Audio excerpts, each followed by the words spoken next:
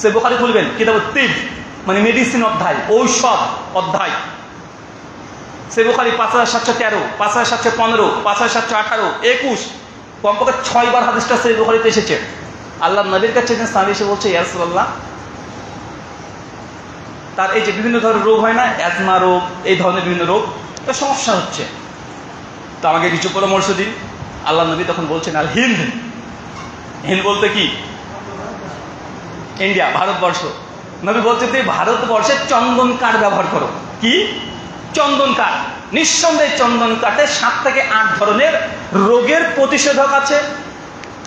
দেখেন, আল্লাহ নবী ডাইরেক্ট ভারতের নাম নিচ্ছে। সেই সময় ভারতকে বলা হতো কি? হিন্দ। গাজাই হিন্দ, গাজাই হিন্দ করে না? তো ওই একটা হাদিস তিনি মুসলমানকে বদনাম করছে, কিন্তু সেই বুখারীর হাদিস, যেটা গাজাই হিন্দের যতগুলো হাদিস পাওয়া যায় তার 99% হাদিসই জয়ীফ এবং জাল। সুনান নাসাইর একটা হাদিস সহি আবু হুরায়রা থেকে, বাকি একটা হাদিস সহি নয়। তাও অধিকাংশ উলামাদের মত গাজাই হিন্দ যে হাদিস এসেছে, এই ভবিষ্যৎবাণী অনেক আগে পূরণ হয়ে গেছে। আর সেটা হচ্ছে মুহাম্মদ বিন কাসেমের, যখন ভারতবর্ষে প্রবেশ করছে ওই সময় তো ঘটে গেছে, নতুন করে আর ঘটার চান্স নেই।